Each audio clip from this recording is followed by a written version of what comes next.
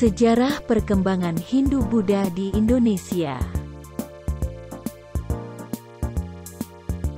Hindu-Buddha di Indonesia, perkembangan, teori, sejarah dan pengaruh adalah keterlibatan bangsa Indonesia di dalam kegiatan perdagangan serta juga pelayaran internasional yang menyebabkan timbulnya percampuran budaya. Pada permulaan tarikh Masehi, pada benua Asia terdapat dua negeri besar yang tingkat peradabannya itu dianggap sudah tinggi, yaitu India dan juga Cina. Kedua negeri tersebut menjalin hubungan ekonomi serta juga perdagangan yang baik. Arus lalu lintas perdagangan serta juga pelayaran berlangsung dengan melalui jalan darat serta laut. Salah satu jalur lalu lintas laut yang dilalui oleh India Cina ialah Selat Malaka. Indonesia terletak di jalur posisi silang dua benua serta juga dua samudera. Dan juga berada di dekat Selat Malaka mempunyai keuntungan, yakni sering dikunjungi oleh bangsa asing, seperti India, Cina, Arab, serta juga Persia. Kesempatan untuk dapat melakukan hubungan perdagangan internasional terbuka dengan lebar. Pergaulan dengan bangsa-bangsa lain juga akan semakin luas. Pengaruh dari bangsa asing masuk ke Indonesia, seperti Hindu-Buddha. Keterlibatan bangsa Indonesia di dalam kegiatan perdagangan serta juga pelayaran internasional, yang menyebabkan timbulnya percampuran budaya.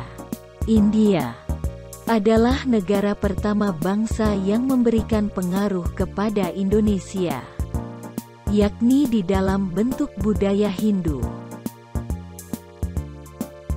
Teori masuk Hindu-Buddha Indonesia. Perkembangan ajaran Hindu-Buddha di Indonesia tidak terlepas dari letak strategis Indonesia yang menjadikannya sebagai daerah dengan banyaknya orang asing yang ingin melakukan perdagangan di Indonesia. Sejalan dengan hal tersebut, maka disebarkanlah ajaran-ajaran termasuk di dalamnya ajaran Hindu-Buddha. Ajaran Hindu-Buddha telah banyak mewarnai kehidupan di negeri ini. Akan tetapi, proses pasti dari masuknya agama Hindu-Buddha di Indonesia masih belum terkuat. Ada beberapa teori yang dikemukakan oleh para ahli sejarah perihal masuk dan berkembangnya agama Hindu-Buddha di Indonesia. Teori tersebut adalah teori Brahmana. Teori ini dikemukakan oleh J. C. van Leer. Dia berpendapat bahwasanya ajaran agama Hindu-Buddha di Indonesia dikembangkan oleh para kaum Brahmana, golongan pemuka agama, dari negeri India. Hal ini didukung dengan penemuan-penemuan prasasti di Indonesia yang hampir semuanya menggunakan huruf Pallava atau Sansekerta. Di India, aksara dan bahasa Pallava maupun Sansekerta hanya dikuasai oleh kaum Brahmana. Selain dari bukti prasasti yang menjadi bukti teori Brahmana, terdapat satu lagi hal yang menjadi bukti pendukung teori ini, yaitu kebiasaan ajaran Hindu di Indonesia hampir sama dengan ajaran Hindu di India. Di dalam ajaran Hindu, pengajaran agama yang baik dan benar hanya boleh dilakukan oleh kaum Brahmana, dikarenakan mereka mempunyai ilmu yang cukup untuk menyebarkannya. Para kaum Brahmana dari negeri India diundang oleh para ketua suku di Nusantara untuk mengembangkan dan mengajarkan ajaran agama Hindu-Buddha di Indonesia. Pada saat itu, di Indonesia masih menganut kepercayaan animisme atau dinamisme. Teori Waisya. Teori ini berpendapat bahwa ajaran agama Hindu-Buddha di Indonesia dibawa masuk dan berkembang berkat peran dari penganut agama dari golongan Waisya, pedagang, yang merupakan mayoritas penduduk di India. Para pedagang ini selain melakukan perdagangan di Nusantara, juga menyebarkan paham agama Hindu-Buddha di Indonesia. Pada zaman tersebut, pelayaran masih sangat ditentukan oleh musim angin atau tidak. Saat musim angin tidak ada, maka para pedagang dari India tidak bisa kembali ke daerahnya dengan menggunakan kapal-kapal. Maka pada saat itu, mereka menetap sementara di wilayah Nusantara sampai musim angin tiba. Di antara kegiatan mereka pada saat menetap ialah menyebarkan kepada penduduk pribumi ajaran agama Hindu-Buddha. Teori ini dikemukakan oleh N.J. Krong. Teori Ksatria. Dalam teori ini yang dikemukakan oleh C.C. Bird, Mukherjee, dan J.L. Moens ini berpendapat bahwasanya ajaran agama Hindu dan Buddha di Indonesia dibawa oleh kaum golongan ksatria. Hal ini tidak bisa dilepaskan dari sejarah perkembangan agama Hindu-Buddha di India.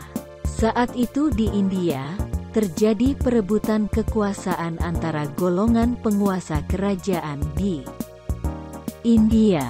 Oleh karena itu, para golongan ksatria yang kalah perang harus melarikan diri ke daerah-daerah lain, tidak terkecuali Indonesia. Di Indonesia, mereka berusaha mendirikan kelompok-kelompok KM dan pada akhirnya mendirikan sebuah kerajaan yang bercorak Hindu-Buddha seperti pada daerah asalnya. Dalam perkembangannya, mereka juga menyebarkan ajaran agama Hindu-Buddha kepada masyarakat lokal tempat kerajaan itu berdiri. Teori arus balik nasional. Dalam teori ini, penyebaran agama Hindu-Buddha di Indonesia tidak terlepas dari partisipasi aktif penduduk Nusantara dalam menyebarkan ajaran ini. Pada saat pertama kali dikembangkan oleh para pemuka agama Hindu-Buddha dari negeri India, mereka tertarik dan pada akhirnya berusaha mempelajari ajaran tersebut ke negeri asalnya, yaitu India. Para penduduk lokal berangkat ke India untuk mempelajari langsung ajaran-ajaran yang dipraktekkan di dalam agama Hindu-Buddha. Jika dirasa sudah cukup, maka mereka pulang ke Indonesia dan menyebarkan ajaran yang telah mereka dapatkan dengan masyarakat lainnya. Teori ini dikembangkan oleh F.D.K. Bos. Teori Sudra. Teori ini dikembangkan oleh Van Faber. Dia berpendapat bahwa ajaran agama Hindu-Buddha dikembangkan di Indonesia melalui para kaum Sudra, budak yang bermigrasi dari India ke Indonesia untuk mencari penghidupan dan kehidupan yang layak. Di samping itu, mereka juga menyebarkan ajaran agama Hindu-Buddha kepada masyarakat lokal. Sejarah Kerajaan Hindu-Buddha di Indonesia. Kerajaan Kutai. Kerajaan Kutai terletak di Kalimantan Timur dan merupakan kerajaan tertua di Indonesia. Kerajaan Kutai adalah kerajaan bercorak agama Hindu pertama di Indonesia. Terdapat peninggalan sejarah di kerajaan ini. Di antaranya adalah 7 buah prasasti yang dipahat di atas taing batu yang disebut dengan Yupa. Prasasti ini berbentuk huruf Pallawa dengan angka tahun di dalamnya ialah 400 M. Dengan ditemukannya prasasti dengan huruf Pallawa ini, Indonesia sudah memasuki zaman sejarah di mana masyarakatnya sudah mengenal tulisan sebagai alat untuk berkomunikasi. Di antara raja-raja yang pernah memerintah di kerajaan Kutai ialah Kudungga, Asmawarman, dan Mulawarman. Kerajaan Tarumanegara. Kerajaan ini ditemukan di daerah Bogor, Jawa Barat dan diperkirakan sudah berdiri sejak abad ke-5 Masehi. Di antara peninggalan-peninggalan kerajaan Tarumanegara yang terkenal diantaranya Prasasti Tugu, Lebak, Pasir Awi, Jambu, Muara Cireten, dan Prasasti Kebon Kopi. Dari prasasti-prasasti di atas, bercerita bahwasanya yang memerintah kerajaan Tarumanegara adalah seorang raja yang sangat bijaksana dan adil serta sangat memperhatikan kemakmuran pada rakyatnya. Ia adalah Purnawarman. Kerajaan Melayu Dharmasraya. Kerajaan Melayu merupakan salah satu kerajaan bercorak Hindu-Buddha di daerah Sumatera. Selain kerajaan Melayu, terdapat satu lagi kerajaan bercorak Hindu-Buddha di Indonesia, yaitu Kerajaan Sriwijaya yang terletak di Sumatera Selatan. Kerajaan Melayu Dharmasraya terletak di daerah Jambi. Kerajaan Sriwijaya. Kerajaan ini sudah berdiri sekitar abad ke-7 Masehi. Kerajaan Sriwijaya terletak di daerah Palembang, Sumatera Selatan.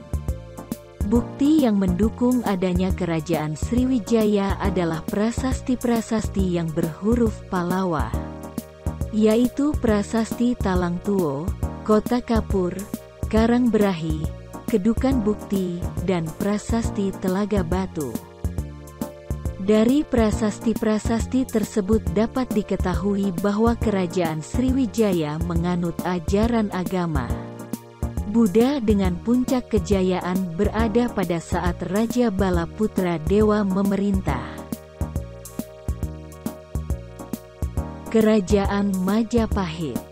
Majapahit merupakan kerajaan bercorak Hindu-Buddha yang terletak di Desa Tarik, Mojokerto, Jawa Timur. Pendiri kerajaan Majapahit adalah Raden Wijaya dengan puncak kejayaan berada saat Gajah Mada memerintah. Setelah itu, puncak kekuasaan digantikan oleh Hayam Wuruk. Setelah itu, kerajaan Majapahit sedikit demi sedikit mulai memudar dikarenakan penerus-penerus dari Hayam Wuruk tidak mempunyai kemampuan yang mumpuni. Selain itu, adanya perkembangan agama Islam dari kerajaan Demak juga sangat mempengaruhi runtuhnya kerajaan Majapahit. Kerajaan Bali. Sesuai dengan namanya, kerajaan ini terletak di Pulau Bali. Kerajaan Bali merupakan kerajaan bercorak Hindu yang diakui kehebatannya. Bahkan sampai sekarang, mayoritas penduduk Bali masih beragama Hindu. Pada tahun 914 Masehi seperti yang tertulis dalam Prasasti Sanur, diceritakan bahwa terjadi peperangan antara kerajaan Bali dengan kerajaan Pajajaran. Peperangan ini terjadi di bawah kekuasaan Raja Sri Baduga Maharaja. Perang ini juga terkenal dengan nama Perang Bubat. Kerajaan Kediri. Kerajaan ini berdiri di daerah Daha, Kediri, Jawa Timur. Dari bukti-bukti yang pernah ditemukan bahwa Kerajaan Kediri mempunyai seorang raja yang terkenal adil dan sangat memperhatikan kemakmuran rakyatnya. Raja tersebut bernama Jayabaya. Kerajaan ini berdiri sekitar abad ke-12 Masehi. Kerajaan Medang. Kerajaan Medang berdiri sekitar abad ke-10 Masehi. Denekan pendirinya yaitu Empu Sindok. Sebenarnya, Kerajaan Medang merupakan kerajaan pecahan dari Kerajaan Mataram kuno yang mengalami kehancuran. Empu Sindok menamakan dinasti kekuasaannya dengan nama Dinasti Isyana. Kerajaan Medang terletak di sekitar Sungai Brantas, Jawa Timur. Kerajaan Singosari.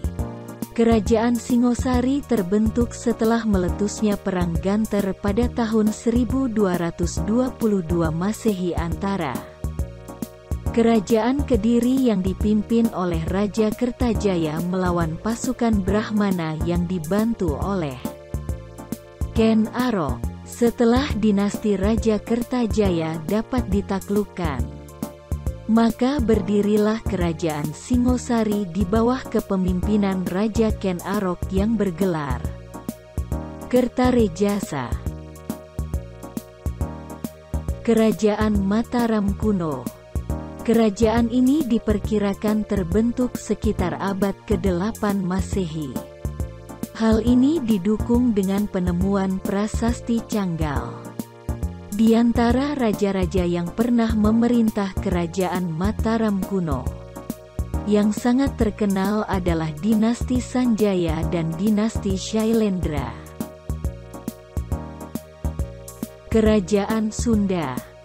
Kerajaan Sunda merupakan kerajaan yang ada di antara tahun 932 Masehi 1579 Masehi di daerah Bogor, Jawa Barat. Pada masa perkembangannya, kerajaan ini sudah dapat menguasai sebagian wilayah selatan Pulau Sumatera.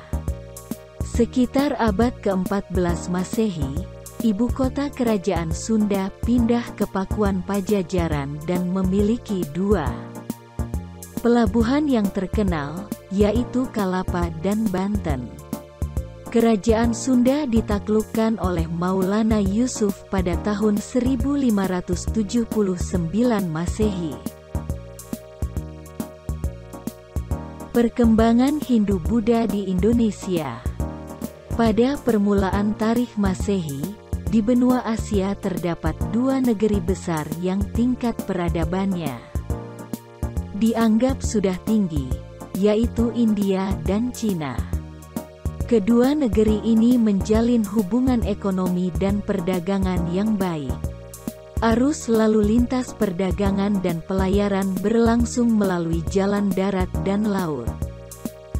Salah satu jalur lalu lintas laut yang dilewati India-Cina adalah Selat Malaka. Indonesia yang terletak di jalur posisi silang dua benua dan dua samudera, serta berada di dekat Selat Malaka memiliki keuntungan, yaitu sering dikunjungi bangsa-bangsa asing, seperti India, Cina, Arab, dan Persia. Kesempatan melakukan hubungan perdagangan internasional terbuka lebar. Pergaulan dengan bangsa-bangsa lain semakin luas, dan pengaruh asing masuk ke Indonesia, seperti Hindu-Buddha. Keterlibatan bangsa Indonesia dalam kegiatan perdagangan dan pelayaran internasional menyebabkan timbulnya percampuran budaya. India merupakan negara pertama yang memberikan pengaruh kepada Indonesia, yaitu dalam bentuk budaya Hindu. Ada beberapa hipotesis yang dikemukakan para ahli tentang proses masuknya budaya Hindu-Buddha ke Indonesia. Hipotesis Brahmana. Hipotesis ini mengungkapkan bahwa kaum Brahmana amat berperan dalam upaya penyebaran budaya Hindu di Indonesia. Para Brahmana mendapat undangan dari penguasa Indonesia untuk menobatkan raja dan memimpin upacara-upacara keagamaan. Pendukung hipotesis ini adalah Van Leer. Hipotesis Ksatria. Pada hipotesis Ksatria, peranan penyebaran agama dan budaya Hindu dilakukan oleh kaum ksatria. Menurut hipotesis ini, di masa lampau di India sering terjadi peperangan antar golongan di dalam masyarakat. Para prajurit yang kalah atau jenuh menghadapi perang, lantas meninggalkan India. Rupanya, di antara mereka ada pula yang sampai ke wilayah Indonesia. Mereka inilah yang kemudian berusaha mendirikan koloni-koloni baru sebagai tempat tinggalnya. Di tempat itu pula terjadi proses penyebaran agama dan budaya Hindu, FDK. Bose adalah salah seorang pendukung hipotesis Ksatria. Hipotesis Waisya. Menurut para pendukung hipotesis Waisya, kaum Waisya yang berasal dari kelompok pedagang telah berperan dalam menyebarkan budaya Hindu ke Nusantara. Para pedagang banyak berhubungan dengan para penguasa beserta rakyatnya. Jalinan hubungan itu telah membuka peluang bagi terjadinya proses penyebaran budaya Hindu, N.J. Krom adalah salah satu pendukung dari hipotesis Waisya. Hipotesis Sudra. Von van Faber mengungkapkan bahwa peperangan yang terjadi di India telah menyebabkan golongan Sudra menjadi orang buangan. Mereka kemudian meninggalkan India dengan mengikuti kaum Waisya. Dengan jumlah yang besar, diduga golongan Sudralah yang memberi andil dalam penyebaran budaya Hindu ke Nusantara. Selain pendapat di atas, para ahli menduga banyak pemuda di wilayah Indonesia yang belajar agama Hindu dan Buddha ke India. Di perantauan mereka mendirikan organisasi yang disebut Sangha. Setelah memperoleh ilmu yang banyak, mereka kembali untuk menyebarkannya. Pendapat semacam ini disebut teori arus balik. Pada umumnya para ahli cenderung kepada pendapat yang menyatakan bahwa masuknya budaya Hindu ke Indonesia itu dibawa dan disebarluaskan oleh orang-orang Indonesia sendiri. Bukti tertua pengaruh budaya India di Indonesia adalah penemuan arca perunggu Buddha di daerah Sempaga, Sulawesi Selatan. Dilihat dari bentuknya, arca ini mempunyai langgam yang sama dengan arca yang dibuat di Amarawati, India. Para ahli memperkirakan, arca Buddha tersebut merupakan barang dagangan atau barang persembahan untuk bangunan suci agama Buddha. Selain itu, banyak pula ditemukan prasasti tertua dalam bahasa Sanskerta dan Melayu kuno. Berita yang disampaikan prasasti-prasasti itu memberi petunjuk bahwa budaya Hindu menyebar di Kerajaan Sriwijaya pada abad ke-7 Masehi. Masuknya pengaruh unsur kebudayaan Hindu-Buddha dari India telah mengubah dan menambah khasanah budaya Indonesia dalam beberapa aspek kehidupan. Keterlibatan bangsa Indonesia di dalam kegiatan perdagangan serta juga pelayaran internasional, yang menyebabkan timbulnya percampuran budaya. India adalah negara pertama bangsa yang memberikan pengaruh kepada Indonesia, yakni di dalam bentuk budaya Hindu. Terdapat beberapa hipotesis yang dinyatakan para ahli mengenai proses masuknya budaya Hindu-Buddha ke Indonesia. Hipotesis Brahmana. Hipotesis adalah mengungkapkan bahwa kaum Brahmana tersebut amat berperan di dalam upaya penyebaran budaya Hindu di Indonesia. Para Brahmana tersebut mendapat undangan dari penguasa Indonesia untuk dapat menobatkan raja, serta juga memimpin upacara-upacara keagamaan. Pendukung hipotesis tersebut adalah Van Leer. Hipotesis Ksatria. Hipotesis Ksatria, peranan dalam penyebaran agama serta budaya Hindu dilakukan oleh kaum Ksatria ini. Menurut hipotesis tersebut, pada masa lampau di India sering terjadi peperangan di antar golongan pada dalam masyarakat. Para prajurit yang kalah atau juga jenuh menghadapi perang, lantas pergi meninggalkan India. Rupanya, di antara mereka terdapat juga yang sampai ke wilayah Indonesia. Mereka itulah yang kemudian berusaha untuk mendirikan koloni-koloni baru, ialah sebagai tempat tinggalnya. Pada tempat itu juga terjadi suatu proses penyebaran agama serta juga budaya Hindu. FDK Bose ialah salah seorang dari pendukung hipotesis Ksatria. Hipotesis Waisya. Menurut pendukung hipotesis Waisya ini, kaum Waisya tersebut yang berasal dari kelompok pedagang telah berperan di dalam menyebarkan budaya Hindu ke Indonesia ini. Para pedagang tersebut banyak berhubungan dengan para penguasa dan juga beserta rakyatnya. Jalinan pada hubungan tersebut telah membuka peluang terjadinya proses penyebaran budaya Hindu. N.J. Krom ialah salah satu pendukung dari hipotesis Waisya tersebut. Hipotesis Sudra. Von van Faber menyatakan bahwa peperangan yang terjadi pada India telah menyebabkan golongan Sudra menjadi sekelompok orang buangan. Mereka kemudian pergi meninggalkan India dengan mengikuti kaum Waisya tersebut.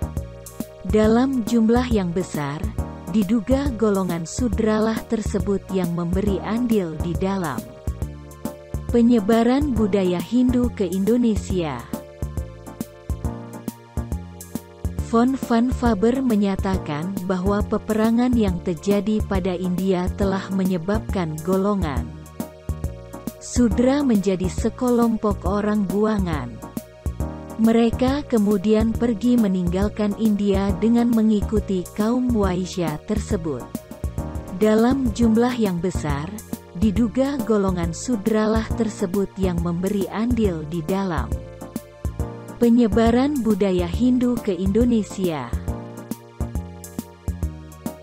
Pada dasarnya para ahli cenderung ke arah pendapat yang mengemukakan bahwa masuknya budaya Hindu ke Indonesia itu dibawa serta juga disebarluaskan oleh bangsa Indonesia sendiri. Bukti tertua yang pengaruh budaya India di Indonesia ialah terdapatnya penemuan arca perunggu Buddha di daerah Sempaga, Sulawesi Selatan. Dilihat dari bentuknya, arca ini mempunyai langgam yang sama dengan arca yang dibuat di Amarawati, India. Selain itu juga banyak pula ditemukannya prasasti tertua di dalam bahasa Sanskerta serta Melayu kuno. Berita yang disampaikan oleh prasasti-prasasti tersebut memberi petunjuk ialah bahwa budaya Hindu tersebut menyebar di Kerajaan Sriwijaya di abad ke-7 Masehi. Pengaruh Hindu-Buddha di Indonesia. Masuknya suatu ajaran yang telah lama berkembang pastinya akan meninggalkan suatu pengaruh-pengaruh di dalam kehidupan sosial kemasyarakatan. Pengaruh-pengaruh tersebut dapat digolongkan ke dalam beberapa hal, yaitu agama.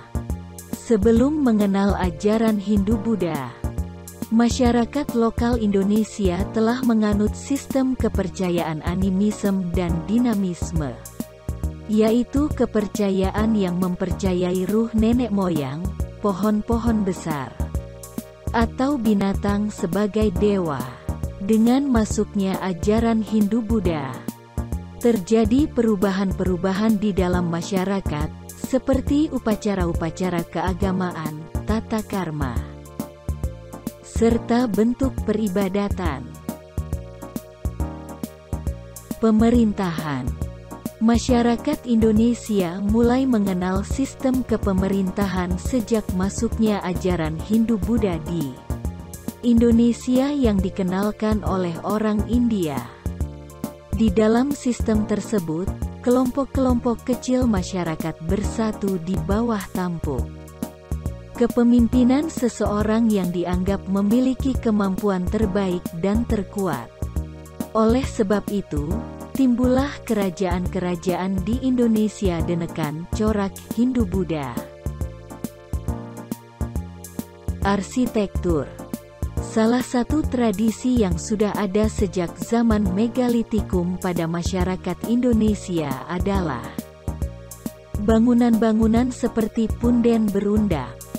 Dengan masuknya jaaran Hindu-Buddha, maka terjadi peleburan kebudayaan antara Indonesia dan India dengan lahirnya pembuatan-pembuatan candi berbentuk limas dan bertingkat-tingkat, berundak-undak. Hal ini menjadi bukti terdapatnya perpaduan antara budaya Indonesia dan India. Bahasa. Sejak masuk dan berkembangnya ajaran Hindu-Buddha di Indonesia, masyarakat pribumi yang dulunya belum mengenal tulisan, zaman prasejarah, berubah menjadi telah mengenal tulisan sebagai salah satu media komunikasi, zaman sejarah. Hal ini didukung dengan penemuan prasasti-prasasti dengan huruf Pallawa dan berbahasa Sanskerta. Bahkan sampai saat ini, bahasa Sanskerta masih digunakan. Contohnya adalah Pancasila, Dasa Dharma, Kartika Eka Paksi, dan lain-lain. Sastra. Dengan masuknya ajaran Hindu-Buddha di Indonesia, tidak terlepas dari masuknya pengaruh-pengaruh sastra dari India. Para penyebar ajaran Hindu-Buddha membawa kitab-kitab yang menjadi rujukan, seperti Ramayana dan Mahabharata. Adanya kitab-kitab tersebut memacu semangat dari para pujangga Indonesia untuk menciptakan hal yang sama. Di antara banyak karya-karya sastra, yang terkenal adalah Arjuna Wiwaha, karya Empu Kanwa, Kitab Sutasoma, karya Empu Tantular, dan Kitab Negara Kertagama, karya Empu Prapanca. Perkembangan agama Hindu-Buddha di Indonesia. Agama Buddha tersebut diajarkan oleh Siddhartha Gautama di India di tahun tanda kurang lebih 531 SM. Ayahnya ialah seorang raja bernama Sudodana serta ibunya Dewi Maya. Buddha artinya ialah orang yang telah sadar serta juga ingin melepaskan diri dari samsara. Kitab suci agama Buddha adalah Tripitaka, artinya 3 keranjang, yang ditulis dengan bahasa Pali. Ada juga yang dimaksud dengan 3 keranjang adalah Winaya Pitaka berisikan peraturan-peraturan serta juga hukum yang harus dijalankan oleh umat Buddha. Sutranta Pitaka berisikan wejangan-wejangan atau juga ajaran dari Sang Buddha. Abhidharma Pitaka berisikan penjelasan mengenai soal-soal keagamaan. Pemeluk Buddha tersebut wajib melaksanakan Tridharma atau 3 kebaktian, yakni Buddha yakni berbakti kepada Buddha, Dharma yakni berbakti kepada ajaran-ajaran Buddha, Sangha yakni berbakti kepada pemeluk-pemeluk Buddha.